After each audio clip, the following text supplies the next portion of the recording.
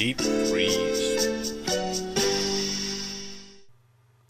Winter had come, and for many days now had held everything in an icy grip. The countryside was frozen hard. Trees were white with frost, and icicles hung from bridges and water columns. Mercifully, there was little snow. Oh, too cold for that, thank goodness, shivered James's driver as he and the fireman huddled on the sheltered side of the cab.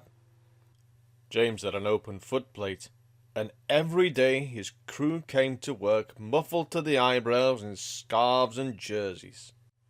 Sometimes water columns froze too, and then the engines couldn't get the water they needed. But this never happened at the workstation, and one day, when the frost seemed harder than ever, James's driver stopped him beside the water column there. "We'll give you a good topping up while we can," he said. "There's no telling when we might get more." James shivered as the icy water cascaded into his tender. But he knew his driver was right. They filled James's tank to the brim, because the fireman forgot to tell the driver to turn the water tap off. Water overflowed onto James's tender, making him shiver again. "Right," said the fireman, jumping down to the footplate. "Let's be off.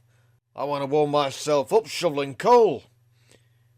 "We can't go yet," laughed the driver. "They haven't finished loading the luggage van." "Well, I wish they'd hurry," grumbled the fireman, blowing on his hands. "I'm frozen from standing on that tender." All engines have a tap called an injector.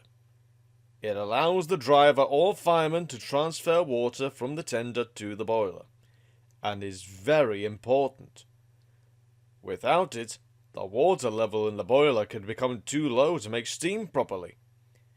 They had not gone far before James felt thirsty. "I need a drink, please," he said. His driver switched on the injector, but nothing happened.